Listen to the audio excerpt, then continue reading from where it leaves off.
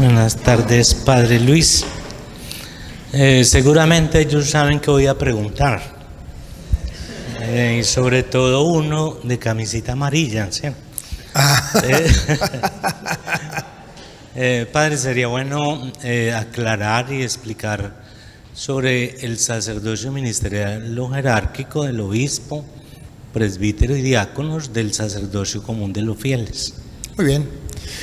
En Primera de Pedro, capítulo 2, versículo 9, nos habla del sacerdocio común de los fieles. Primera de San Pedro, capítulo 2, versículo 9. Y esto es lo que a veces confunde a los hermanos separados y dicen, no, es que todos somos sacerdotes. Porque ellos no saben que en la Biblia existe el sacerdocio común de los fieles, que dentro de la Iglesia Católica existe el sacerdocio común de los fieles y el sacerdocio ministerial, que es distinto. Primera de Pedro 2:9 nos habla del sacerdocio común de los fieles. Escuchemos. Pero ustedes son linaje elegido. Linaje elegido. Sacerdocio real. Sacerdocio real. Entonces aquí dice que somos sacerdocio real. ¿Siga? Nación santa. Nación santa. Aquí se basan los hermanos separados para decir, ve, que todos somos sacerdotes, sacerdocio real. Lo dice San Pedro. Y no dice que San Pedro es el primer papa de ustedes.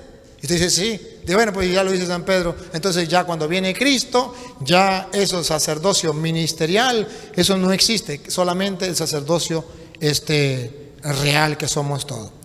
Lo que no sabe es que ese sacerdocio real también existía en el Antiguo Testamento. Éxodo, capítulo 19, versículo 6. Ya existía ese sacerdocio real del cual habla San Pedro. Que todo aquel que cree en el Señor, que busque al Señor, que cumpla su mandato, que cumpla su alianza, esté sometido a su alianza, ya dice que Él lo hará una nación santa, un sacerdocio real. Escuche cómo dice Éxodo 19, 6. Serán para mí un reino de sacerdotes y una nación santa. Lo mismo que dice San Pedro ya estaba escrito en Éxodo capítulo 19, 6. Sin embargo, existía el sacerdocio ministerial. A ver, lo diría en forma sencilla para que lo entendamos. ¿Qué sería el sacerdocio común de los fieles? Sencillo. Ejemplo, usted le pueden poner más o menos lo que usted quiera, pero para que nos entendamos. Si usted se le enferma a su mamá, usted puede pedir a Dios por su mamá. Usted ejerce el sacerdocio común de los fieles. Puede rogar por su madre, puede rogar por un familiar, puede cantar las alabanzas al Señor, puede bendecir al Señor. Eso, puede tener un contacto con Dios. Claro que sí, existe el sacerdocio común de los fieles. Lo tenemos todo. Pero existe un sacerdocio ministerial que va un poquito más allá.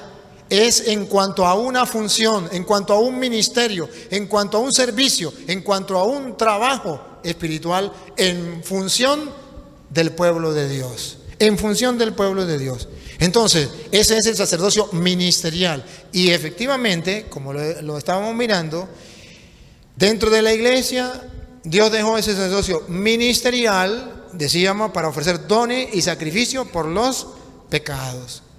Y por eso dentro de la iglesia se guarda ese sacerdocio que va en función de un ministerio, un servicio para la comunidad, para el pueblo de Dios. Y no debemos confundir una cosa de la otra. Y ciertamente, por eso ustedes verán que en la Iglesia Católica se enseña que cuando usted va a misa, ¿quién celebra la Eucaristía? Todos. Y el sacerdote preside. Porque el sacerdocio ministerial, ese le permite presidir la Eucaristía. ¿Pero quién la celebra? Todos. Porque todos somos sacerdotes con el sacerdocio común. Entonces, todos celebramos la Eucaristía. Pero él preside. Ustedes verán que el sacerdote es el que invita al pueblo. Invita al pueblo. Y ya lo decíamos hace rato, donde decimos: oren, hermanos, para que este sacrificio mío y de ustedes sea agradable a Dios Padre Todopoderoso. El Señor reciba de tus manos Estamos reconociendo que Él es sacerdote ministerial. El Señor reciba de tus manos este sacrificio para alabanza y gloria de su nombre, para nuestro bien y de toda su santa iglesia. Él es el que está ejerciendo el ministerio del sacerdocio ministerial. Y luego, cuando el sacerdote dice: el Señor esté con ustedes, levantemos el corazón, lo tenemos levantado hacia el Señor, demos gracias al Señor nuestro Dios. Es justo y necesario. Y Él sigue: en verdad es justo y necesario. Va hablando de parte del pueblo, va llevando al pueblo en la oración, porque ejerce un ministerio.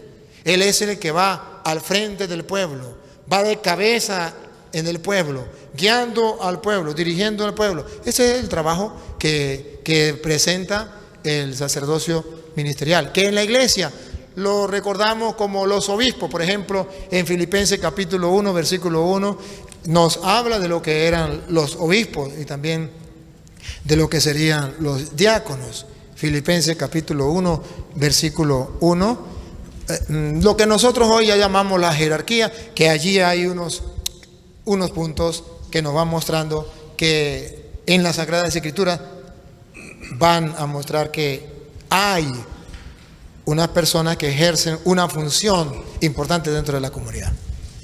Pablo y Timoteo, siervos de Cristo Jesús, a todos los santos en Cristo Jesús, que están en Filipos, con los episcopos y diáconos. Con los episcopos y los diáconos. Ya Pablo le escribe a la comunidad que tiene representantes al frente: los episcopos, los obispos y los diáconos. Y allá también en primera de Timoteo capítulo 5 versículo 17 nos habla de los presbíteros o ancianos de la iglesia, que son los que ya vienen a integrarse a los apóstoles. Los presbíteros que ejercen bien su cargo merecen doble remuneración. Y escuche, ¿cuál es uno de los cargos que tiene que ejercer el presbítero? Dale. Principalmente los que se afanan en la predicación y en la enseñanza. El que se afana en la predicación y en la enseñanza tiene doble sueldo. Dios le va a pagar doble. Por eso una de las funciones que tiene que hacer el presbítero es predicar, es enseñar. Porque recuerde que de eso está necesitada la gente, de que se le predique la palabra del Señor, de que se le lleve el mensaje de Dios. La función del presbítero es predicar y enseñar. Y el que predique y enseñe tiene doble pago por parte de Dios. ¿Y por qué? Porque exactamente ya en San Marcos capítulo 6 versículo 34, si mal no recuerdo, es cuando Jesucristo se lamenta de ver al pueblo porque andaba como ovejas sin pastor. A ver cómo dice San Marcos 6, 34, a ver si es ese. Y al desembarcar vio mucha gente, sintió compasión de ellos, pues estaban como ovejas que no tienen pastor. Estaban como ovejas que no tienen pastor. Y pongan cuidado, ¿qué hizo cuando vio que estaban como ovejas que no tenían pastor? Y se puso a enseñarles muchas cosas. Se puso a enseñarle. Entonces el presbítero tiene que dedicarse a la predicación y a la enseñanza. ¿Para qué? Para que aquellas personas que andan como ovejas sin pastor ya dejen de ser ovejas sin pastor.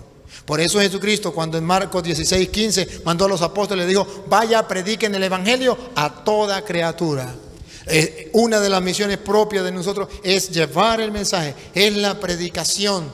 No podemos conformarnos, quedarnos allí encerrados. Ustedes no pueden llegar a ser sacerdotes que no prediquen la palabra del Señor. No están cumpliendo la misión. Tenemos que ir uniendo todo. Ciertamente que es importante la Eucaristía, ya decíamos, el culto agradable del Señor. Ciertamente que la confesión es para el perdón de los pecados, limpiar al pueblo. Pero la predicación es importante, porque Jesucristo, si ustedes ven resucitado, Jesucristo resucitado, las tres funciones. Jesucristo resucitado en Mateo y Marcos 16, 15, vaya, prediquen el evangelio a toda criatura. Mateo 28, 19, vayan y hagan que todos los pueblos sean mis discípulos, bauticen y enséñenle todo lo que yo les he mandado. Juan 20, 21, Jesús resucitado. Vayan, como el Padre me envió a mí, yo los envío a ustedes. Reciban el Espíritu Santo. A quienes le perdonen los pecados le quedan perdonados, y a quienes no se lo perdonen le quedan sin perdonar. Juan. Lucas capítulo 24, versículo del 13 en adelante, camino de Emaús. Cuando van allí en camino de Emaús, la primera parte les explicó las escrituras, y la segunda parte lo reconocieron a la fracción del pan. El versículo 35 dice, y le reconocieron al partir el pan. Entonces vean ustedes cómo está la Eucaristía, cómo está la confesión y cómo está la predicación.